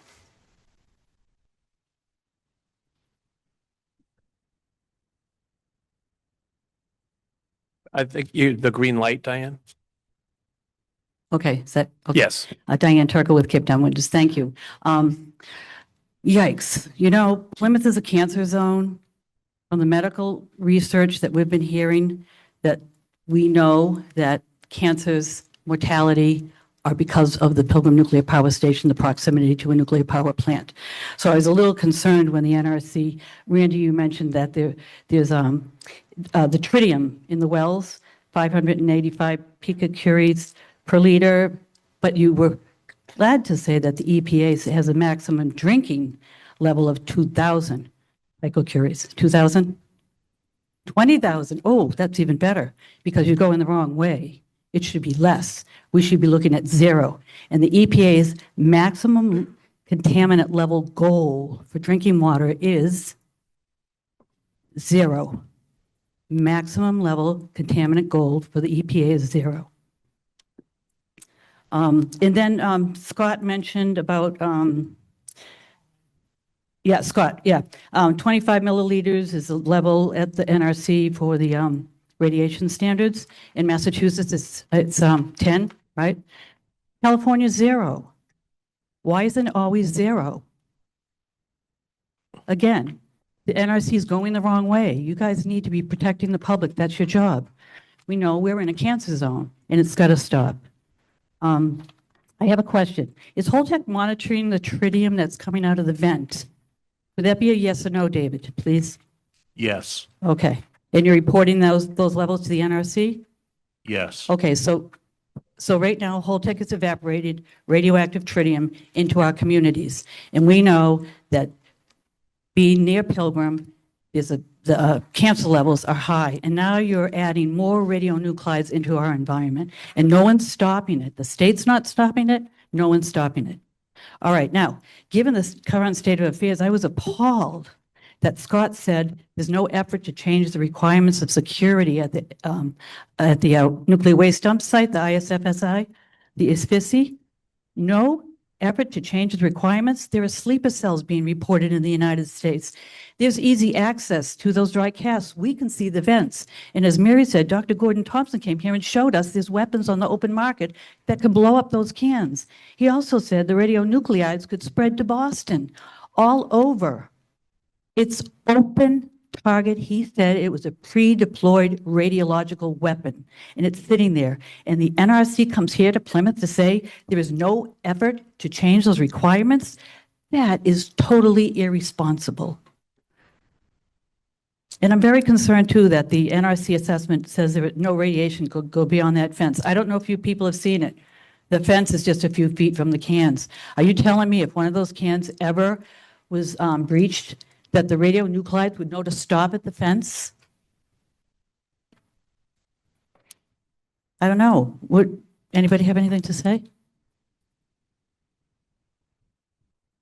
Okay, I'll go on.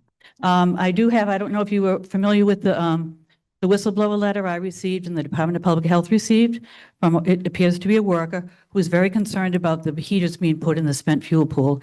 And it was an engineering change that he said was not, or she said was not permitted. It wasn't an approved method of processing liquid radioactive waste. The EC design review feedback document submitted by this plant radiation protection personnel to the plant engineering group was critical of the proposed design and its implementation. I did call the NRC about this and asked them if we could get a copy of that plan so we could see what this person is saying. And they said they looked at it but gave it back to Holtec. And then we asked Holtec, could we see that engineering plan so that we could see what it says? Be open and honest with the public. And Holtec said no. So I'm asking you, NRC, would you get this engineering change plan and share it with the public for transparency?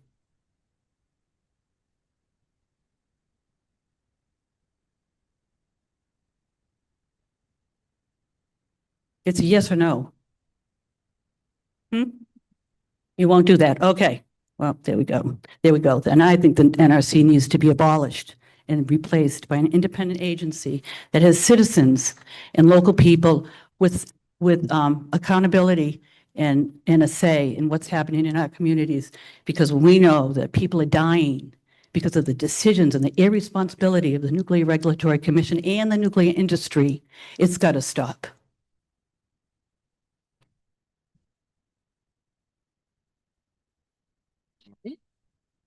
Thank you. Go ahead. Hi, I'm Rosemary Shields. I'm with the League of Women Voters of the Cape Cod area. And thank you for giving us the opportunity to talk.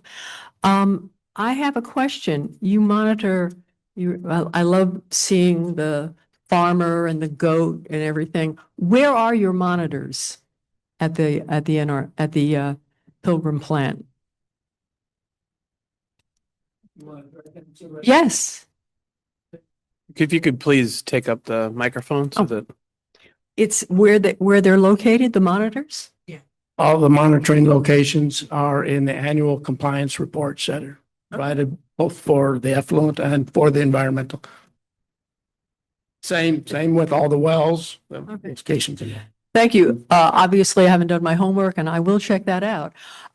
So you say that once the license has been terminated, it is the NRC that will be taking care of the inspection of the casks. Is that correct? Yes, okay. And you said that you would be checking the casks once every 3 years. Now, how many casks are you checking once every 3 years? There are over 60. Thanks for that question. I appreciate it. Also, just want to make it clear, because of the many topics that we did get from the panel, we had to bring multiple people, and we have folks online, and I'm actually going to look towards Christina, if she's online, if she can address that question. Christina, would you care to answer the question? Yes, can you hear me okay? Yes. Okay. Thank you, Elise. So when Elise mentioned the inspection every 3 years, she was referring to the periodic NRC inspections when we go out to the ISFSI sites. However, there are inspections that are conducted by the licensees daily. They look at the inlet and outlet vents on the casks to make sure that they are unblocked and that the air can move through convection to cool the system. In terms, I'm going to touch a little bit just on aging management programs because I think that's come up a little bit as well. In the extended storage periods, all ISFSI licensees, including Pilgrim, will implement aging management programs. And those programs are additional monitoring and inspection of the dry cask storage systems. And those vary depending on the components and the sample size, but those can go anywhere from yearly, every 5 years. And there's lots of details of the aging management programs that we Right, so get that's, into if that's the line of once every, questioning goes once there. every But 5 years? And how many of those casks, once every 5 years, how many? and are you asking specifically for the High Storm 100 aging management programs? The cast that Pilgrim uses? Yes. Okay. And I can pull that up. It just may take a moment.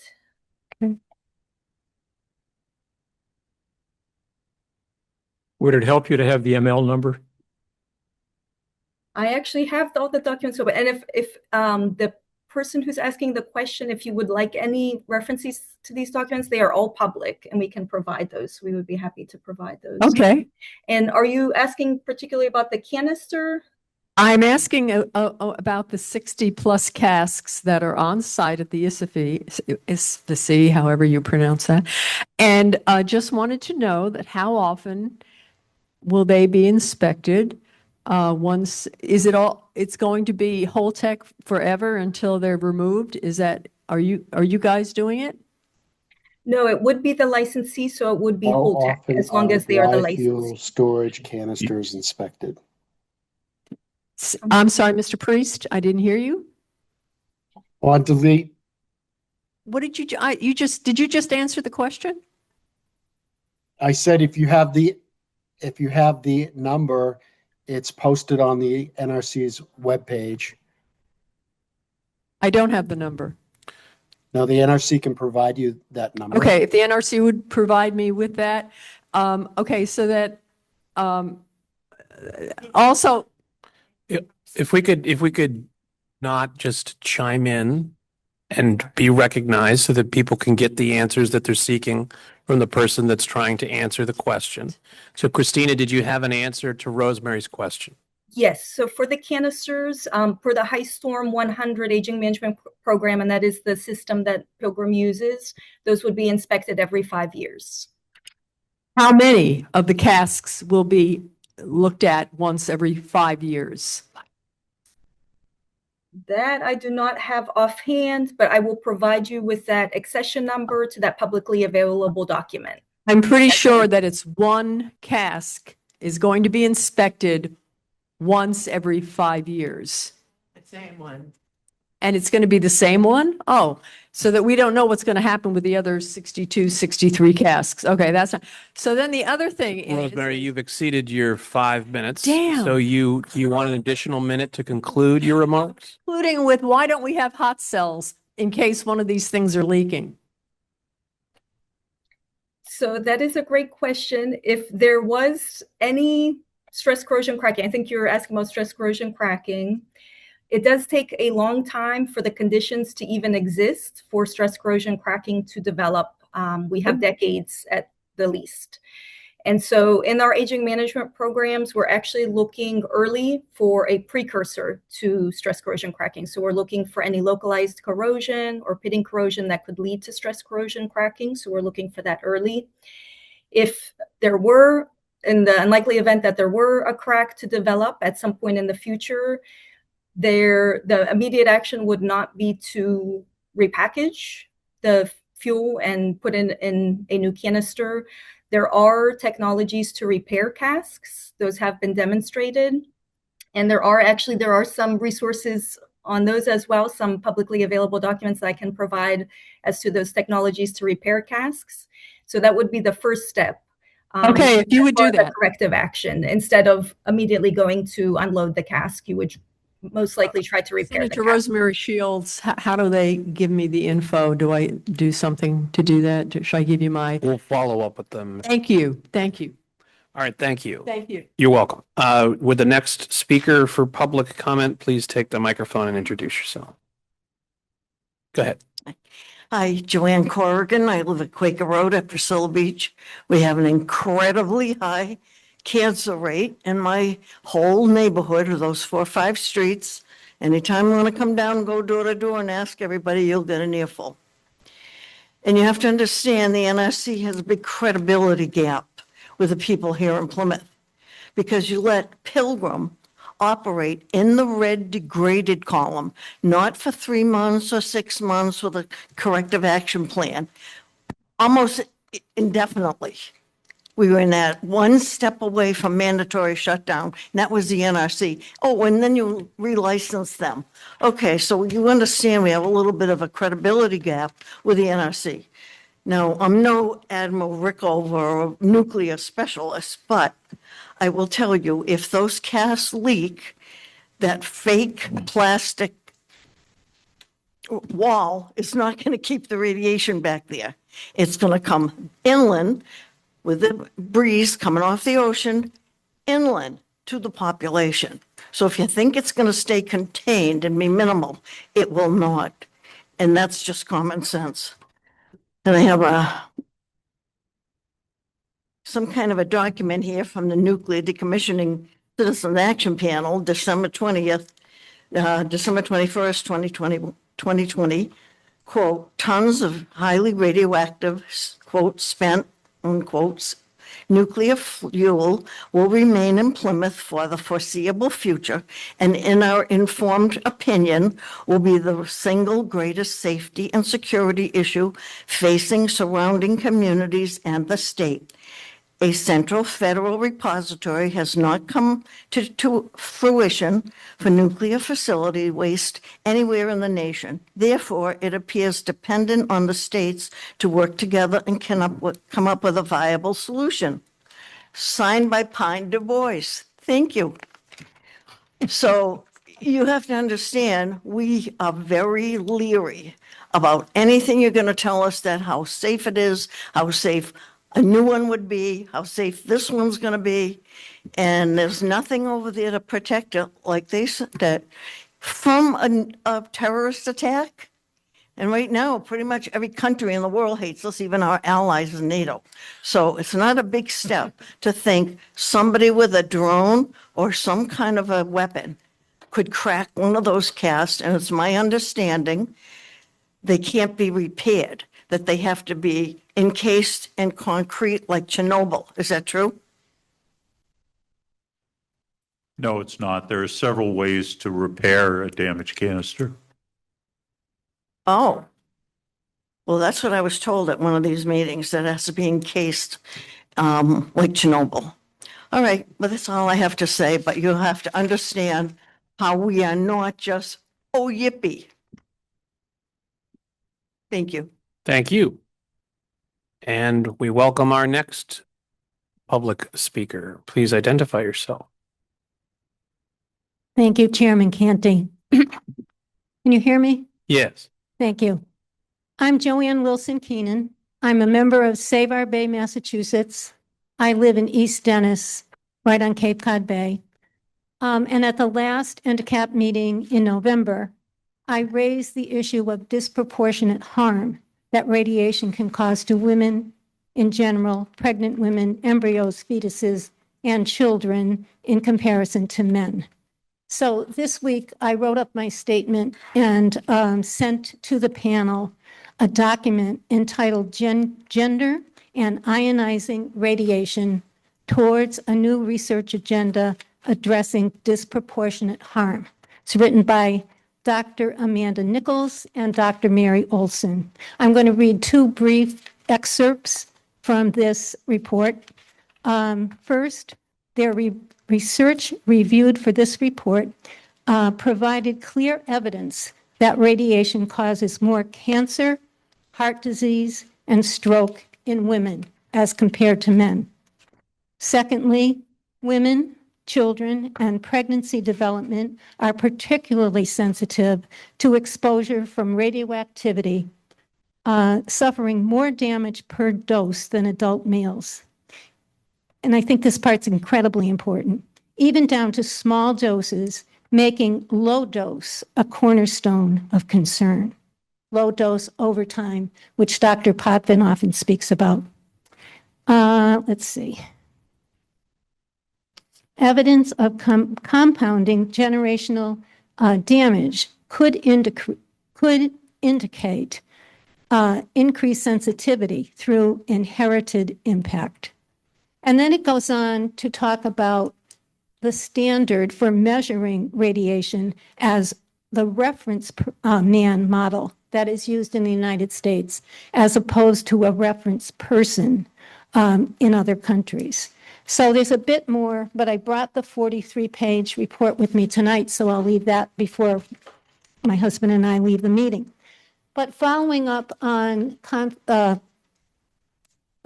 of the conversation tonight, I want to go back to another meeting from September 26, 2022.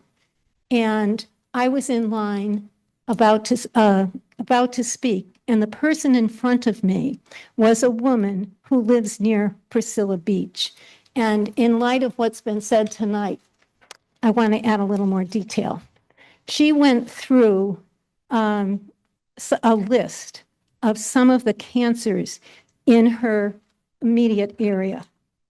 And let's see, she explained that she came to the meeting to pass along some information from her friend, and they had identified a cluster of 24 residents from 4 streets located at Priscilla Beach who had developed cancer. Of those 24 residents, 11 or 45.8% have died. And they just named the streets, not the people. And this is a list of streets. Priscilla Beach Road, 9 cases, 3 deaths. Quaker Road, 5 cases, 1 death. Wellington Road, 9 cases, 3 deaths. And Arlington Road, 5 cases, 2 deaths.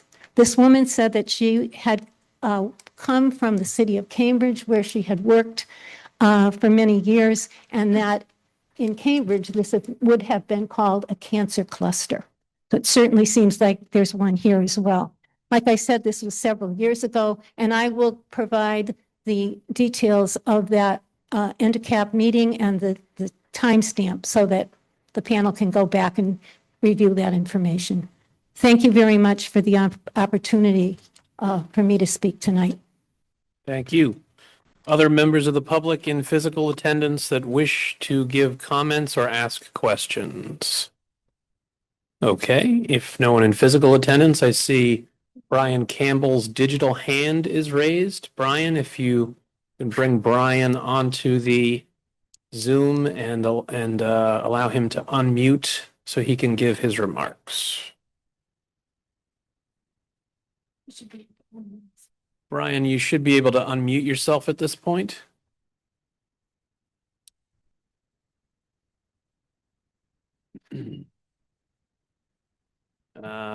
Okay, anyone else on the Zoom other than Brian that wishes to give public comment while we wait for Brian to resolve his technical issues? Okay, Brian, any progress on your end? You can unmute yourself at your leisure. He appears to be unable to do that. Okay, last call for anyone in physical attendance to give public comment or ask questions. One more call for those in virtual attendance other than Brian Campbell. No one else. And one more opportunity for Brian Campbell to try and unmute himself. All right. Well, if that's all the public comment we have, or at least are able to achieve, then that concludes that segment of the agenda as well. Thank you to the members of the NRC that joined us today in person, as well as those that attended virtually, whether you were asked a question or not, or whether you answered a question or not. We appreciate the time and energy that you spent in giving the presentation and coming here as well. We hope to have you back in the future. We've had conversations with NRC staff about having more regular attendance, perhaps on an annual basis as weather and funding permits. But we will look forward to that in the future. You're welcome to stay if you would like, but you are also, we understand you've come a long way and been here for a spell, so you're also welcome to leave if you'd prefer. We won't take offense. All right, Thank you. So that we will then move into the next item of our agenda. That would include the approval of previous meeting minutes.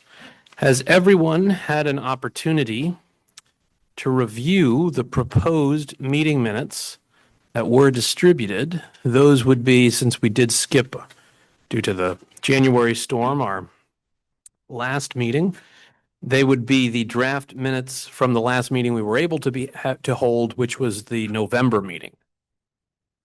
Does anyone have anything they would like to add, edit, alter, or otherwise change for the draft November meeting minutes? Yes, I saw Mr. Lampert first. As I think can people hear me? Yes. As I think everybody, at least on the panel, is aware, the Massachusetts Open Meeting Law regulations, and it's 90 CMR 29, requires minutes to include, and I quote, a list of documents and other exhibits used at the meeting. Close quote. There is no such list in the circulated minutes, which I guess leads me to two questions to the chair and vice chair. Question one is, will you include such a list in the revised minutes that you forward for posting? And second, what will that list be? Well, the panel approves the minutes, not the chair or the vice chair. So it would be up to the panel to approve the contents of a list to be included in said minutes. So are you suggesting that we should approve a list that we have never seen? I am suggesting that this is your opportunity to make edits, additions, or comments to the minutes. And if you have something you would like to add, edit, or comment on in relation to the minutes, this is your opportunity to do so. Well, as you know, you and I have had some correspondence on this subject. Correct. And it is quite clear that we have some differences of opinion. Correct. I have sent you a list of what I see as the documents and exhibits that are referred to in the draft minutes. I would move to add that list to the minutes before they are submitted. Well, you would need to go through that with the panel so that you could get a vote for that. So you would need to go through that list. Why am I not surprised? Move on. Okay. Are there, Mrs. Lampert? Yes.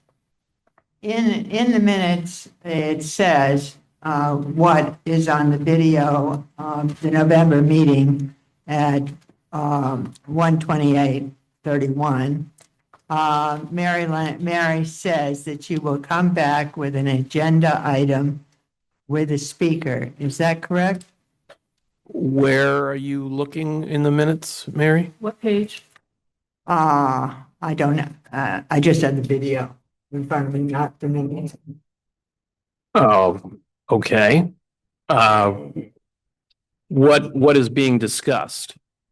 The discussion was an agenda item that was recommended, and then it was withdrawn. And then it stated that I would come at the next meeting with the books, with the agenda. Maybe it's there. I'm saying, is that correct?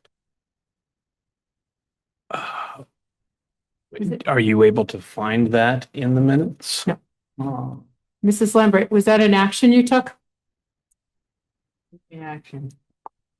And so that is what the minute said, if I can find it. And number two, if that's correct, when would I have the opportunity at this meeting to provide an agenda item and the experts who have agreed to come? Well, if you could point me to what you're discussing in the minutes, we can circle back to it. But it's difficult to answer your question in the abstract. Mrs. Lambert, it looked like it was an action you took. And it's comeback speakers for the health effects of exposure to radiation topic. You withdrew it for now and to be reintroduced once the speakers are identified. So is that a correct? So that's an action that you need to take. So we modified our typical agenda to accommodate the NRC for this evening. So we will have our normal segment to add items to future agendas at the next meeting. So that would be your next opportunity to do that. That's what I wanted to clarify. Okay, yeah, that will be your opportunity. We already have, because we had to push off the January meeting and put this on for today, obviously. We already have what we were going to do this meeting, which I think Dr. Potvin was involved with. We would try to do that, assuming those speakers are available for the May meeting. And then we'll have to make meetings, agendas Yes, from well, that. I have 3 and I will send their bios to the committee panel prior so people Okay. can digest it. Okay, thank you. Other comments, questions, edits, suggestions in regards to the minutes? Yes, Ms. Dubois. Picky that I am. On page 3, where Holtec was giving a regulatory update, I found the sentence so confusing. I didn't know what it said until I read the IWG report and the second bullet. So I feel like it could be a little clearer that what they're saying is that the law judge, the DEP administrative law judge, said that they're telling the DEP commissioner to uphold the denial of the surface water discharge permit. The way it's phrased made it impossible for me to understand, but I suggested following the IWG report, the second bullet, and it just say the same thing. And it's very clear. And then the page 8, the first bullet, well, actually, I was reading it online, but the way I printed it, it's a different page. So, but it says that the high flux of beam reactor, and I think you just have to take of out because I don't think there's an of in there. Okay. High flux beam reactor. Okay. Is that right?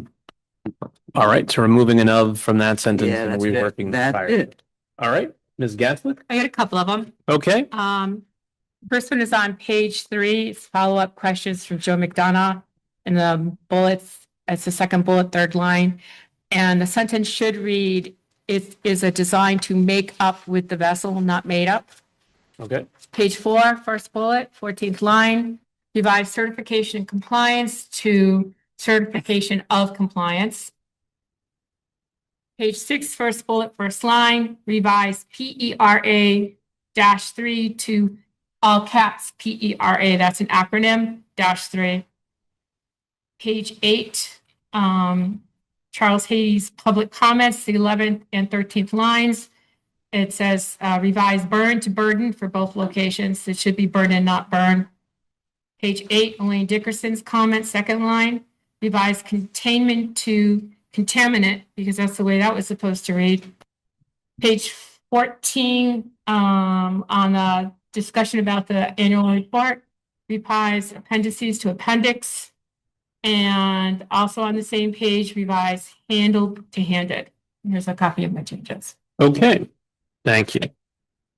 Any other proposed edits? Thanks. Okay. Any other proposed edits, comments, suggestions before I solicit a motion for approval of the minutes? Hearing and seeing none, we will go through the roll once. Mr. Noyes, would you care to make a motion to approve the proposed meeting minutes? No motion since I was not in attendance at that meeting. That's right. Ms. Gatzlick, would you care to make a motion to approve? I make a motion that we approve the meeting minutes as amended. All right, and Ms. Dubois, would you care to second? Thank you. All right, so with that in mind, we'll start from the top of the roll. Yes, no, or abstain when I reach your name. Mr. Noyes? Abstain. Mr. McDonough? Yes. Mr. O'Brien? Yes. Thank you. Ms. Dubois? Yes. Ms. Gatzlick? Yes. Mr. Lampert? Mrs. Lampert? Abstain. Mr. Bryant, Yes. Mr. Wade, Yes. Mr. Callahan, Yes. Mr. Gottlieb, Yes. Ms. Waldron, Yes. Dr. Potvin, Yes. Mr. Little, Abstain.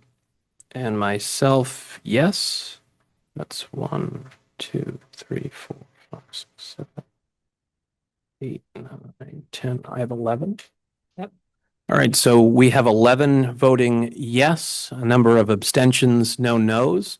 The meeting minutes for 11/24/2025 have been approved. Thank you. So that brings us into the next item on our agenda, which is the approval of the 2025 annual report.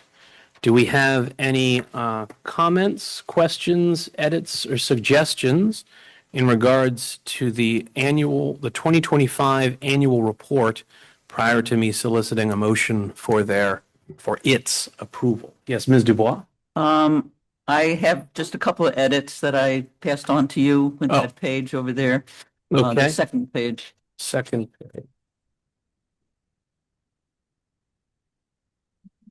Yeah, that one. Yeah, that Okay. Take this one, I'll take That that. one.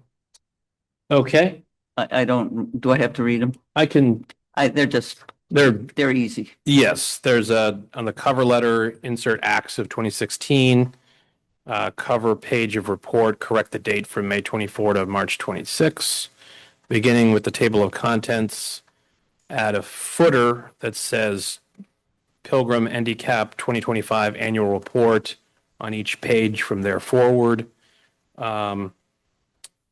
Page 7, you would like the slides from Gordon Thompson to be included.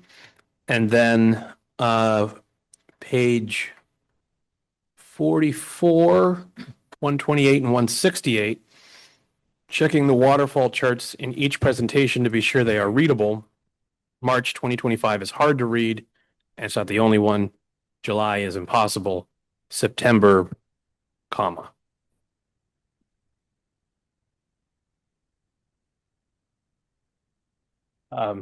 We can follow up about the slides to try and make them as readable as possible without editing their content, just if it's possible.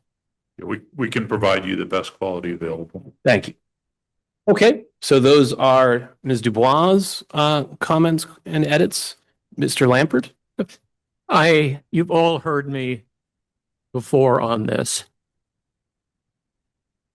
At the opening of this session, the chair read, "The third of our duties is laid out in the enabling legislation." The focus now is only on what comes after a comma there at the end. Our duties are to advise the governor, and I'm quoting, the general court, the agencies of the Commonwealth, and the public on issues relating to the decommissioning of the PNPS, comma, with a written report being provided annually to the governor and to the energy committees of the general court. In my view, any fair reading of this entire duty is that the written report should advise the governor, the agencies of the Commonwealth, and the public on issues related to the decommissioning of the PNPS. In my view, this draft utterly fails to do this. It never tells anyone what the issues relating to decommissioning are. It offers absolutely no advice. And as a practical matter, I can't imagine anyone ever reading it.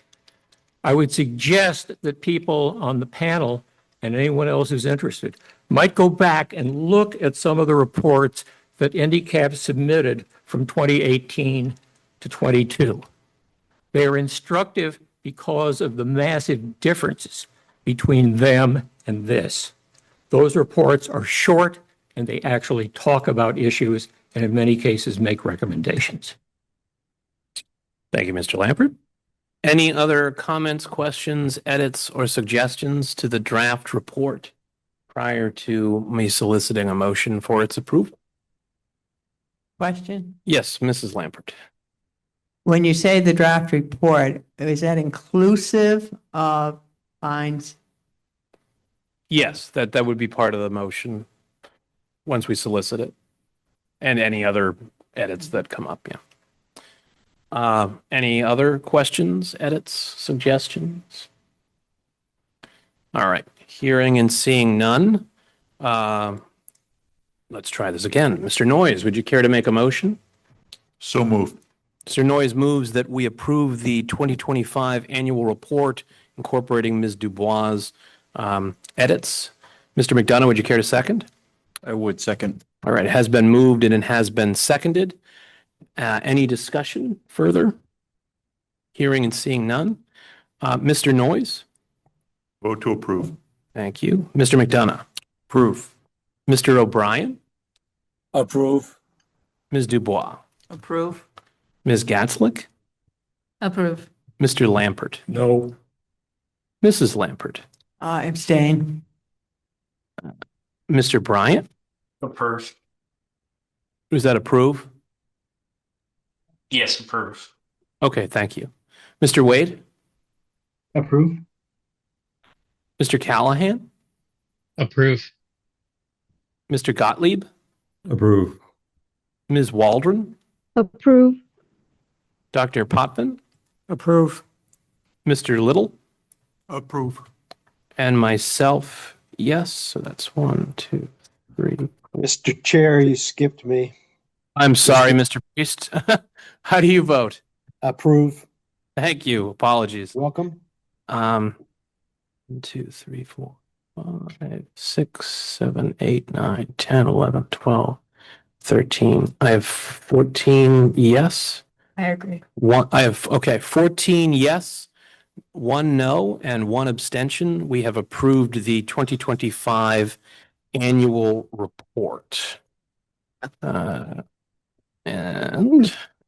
that brings us into everyone's favorite part of our agenda, the motion to adjourn. We can't figure out who's going to do the next annual report, Mr. Chair? Tonight? Yeah. Well, we'd like to give people a few months off from worrying about that, and we'll circle back. But with that in mind, Mr.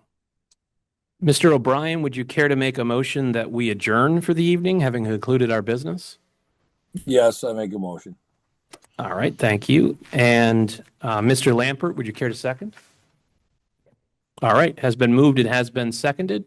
Any objection to adjourning? Hearing and seeing none. Mr. Noyes? Yes. Mr. McDonough? Yes. Mr. O'Brien? Yes. Ms. Dubois? Yes. Ms. Gatzlick? Yes. Mr. Lampert? Mrs. Lampert? Yes. Mr. Priest? Yes. Mr. Bryant? Yes. Mr. Wade? Yes. Mr. Callahan? Yes. Mr. Gottlieb? Yes. Ms. Waldron? Yes. Dr. Potvin? Yes. Mr. Little? Yes. And myself, yes, it is unanimous. We are adjourned. Thank you all.